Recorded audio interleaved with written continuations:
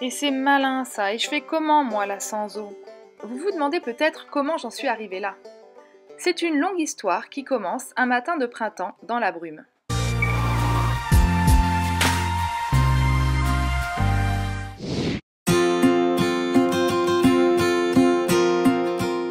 Donc je vous disais que l'histoire débute dans la brume, en Bretagne et plus précisément à Étel.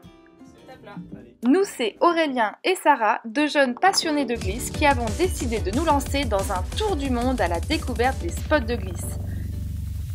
Si vous n'avez pas encore vu notre vidéo, on vous invite à le faire.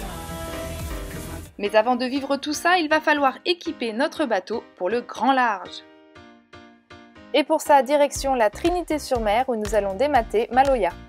C'est toujours aussi chouette de naviguer sur notre bateau et de le voir toute voile dehors, fonçant vers l'inconnu. Enfin, pas tellement puisque la Trinité-sur-Mer c'est quand même la baie d'à côté, mais toujours est-il qu'il y en a qui sont quand même heureux d'être à bord et le premier c'est Pilou bien calé dans son petit coin.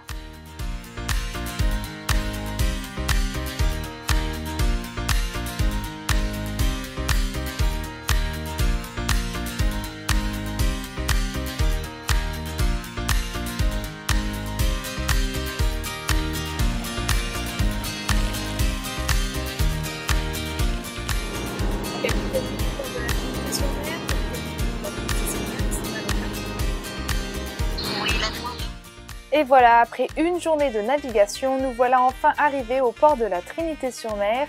Et regardez qui c'est qui est bien planqué tout au fond de la cabine avant, Pilou qui déteste décidément le bruit du moteur. Va savoir pourquoi.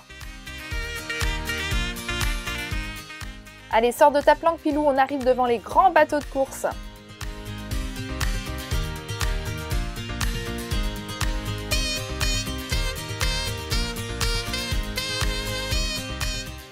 À peine arrivé, on commence déjà à bosser avec Stéphane d'Atelier Câble qui vient desserrer notre gréement pour pouvoir faire tomber le mât dès demain.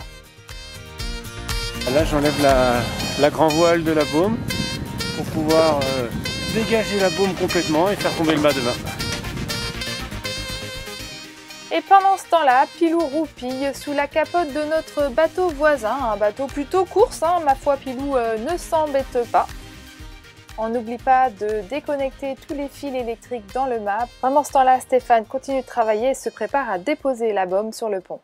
Une fois la grand voile à terre, il faut maintenant dérouler le génois pour pouvoir l'enlever du bateau et le plier. Et c'est moi qui m'y colle avec Aurélien bien sûr et toujours l'aide de Stéphane. Yes!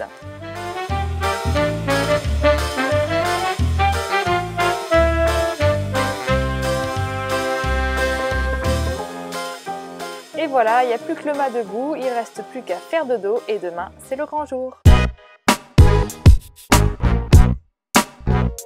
Alors Sarah, qu'est-ce qu'on fait ce matin? On mange des crêpes, des frites et on va enlever le mât pour passer en mode péniche.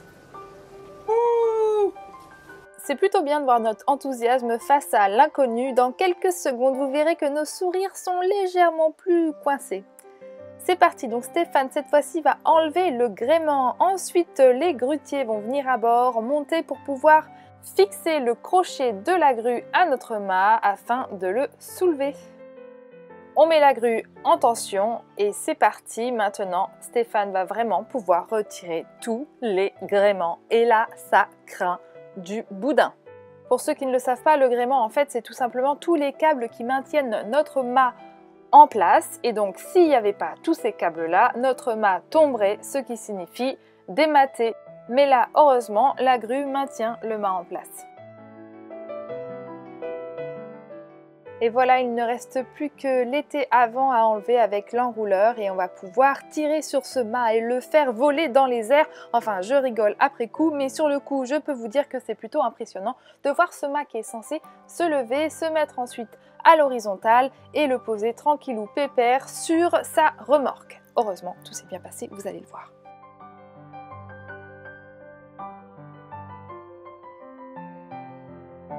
T'en fais souvent là des dématages comme ça? De temps en temps, oui, disons tous les jours pour maintenir la forme. C'est la routine pour toi? C'est un peu la routine. Faut faire attention, faut se méfier. C'est vrai qu'on se demande quand ça va se décrocher, comment ça va se passer, mais on était bien encadré, donc avec Atelier Câble, nickel, pas de soucis. peut-être trouver des trésors là-dedans. Ah, mais les fameuses rondelles. Quand il y a du vent déjà. Et l'autre moment critique, c'est quand on démonte les rideaux, savoir s'ils sont grippés ou pas en fait, comme on a fait hier soir en fait. Nous voilà à Lorient, on a rendez-vous avec Joseph Cuvilly qui va nous expliquer un peu quelle énergie on doit mettre à bord, le bilan énergétique, panneaux solaires, éoliennes, batteries, parce que Monsieur Cuvilly est le champion des batteries. Donc on a hâte d'en savoir un peu plus. Pour l'instant, c'est plutôt du chinois pour nous. Nous revoilà donc sur les bancs des écoliers grâce à Monsieur Joseph qui nous explique et nous fait un cours magistral sur l'énergie à bord, les batteries, les panneaux solaires, les éoliennes, enfin bref tout ce qu'il faut savoir pour avoir la Watt. Et tout commence selon lui par les batteries, choisir les bonnes batteries pour stocker son énergie puisque ça ne sert à rien de produire de l'énergie si on ne peut pas la stocker. Alors il faut que je sois quand même honnête avec vous, le dossier énergie à bord c'est quand même un sacré dossier puisque vous voyez que même Joseph il se gratte la tête et nous en face on essaye de comprendre et c'est pas toujours évident. Donc j'en profite pour vous dire que si vous voulez en savoir plus sur l'énergie à bord et sur plein d'autres thématiques, justement on a fait des séries de vidéos tutoriels avec Yushi pour vous expliquer tout ça de façon simple et rapide. En tout cas, nous on remercie Joseph car grâce à ce rendez-vous, on sait comment stocker et produire de l'énergie pendant notre voyage autour du monde.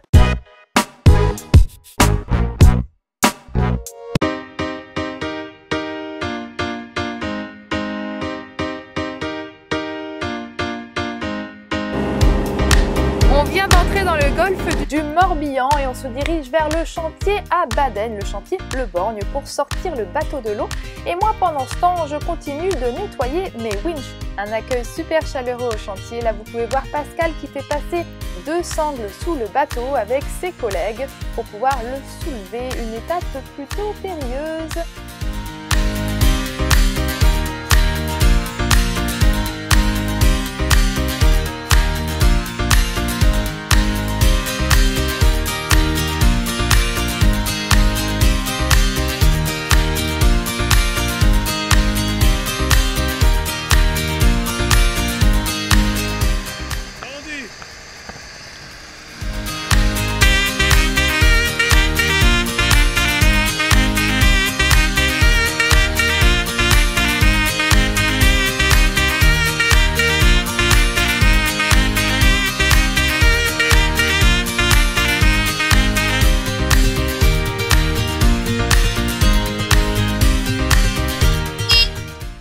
Notre maison pour les prochaines semaines. Et oui, Pilou, ça fait un peu haut.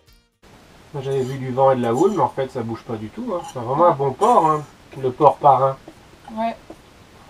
Le port Parrain est assez abrité de la houle grâce au golfe. Ouais. Et aux berres peut-être qui nous soutiennent aussi.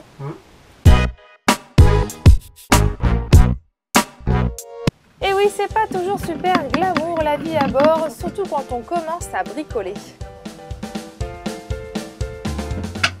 Rien n'est facile à atteindre et parfois il faut se mettre dans des positions un petit peu particulières. Voilà. Sortir de sa zone de confort, c'est aussi ça. Nettoyer les WC, plein de calcaire et de tarte. Mieux.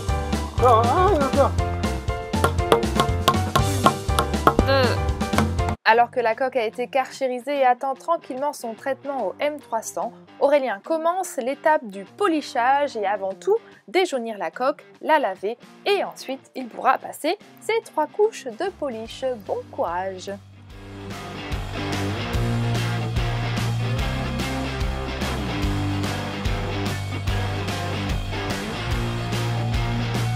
Et voilà, c'est déjà la fin de ce premier vlog. J'espère que ça vous a plu. On vous donnera des nouvelles très souvent comme ça. Alors c'est vrai qu'en ce moment, ça fait pas beaucoup rêver alors qu'on est à sec et au chantier.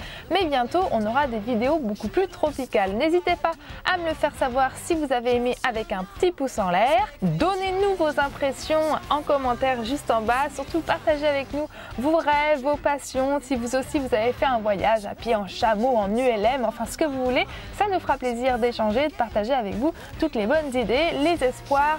Et ben, bon, je m'emballe, mais oui, je m'emballe, oui, c'est génial d'avoir des projets. Alors surtout, parlez-nous de vos projets et on se fera un plaisir de pouvoir vous répondre. Et surtout, inscrivez-vous à notre chaîne parce qu'il y a plein d'autres petites vidéos qui vont venir très rapidement. Ciao!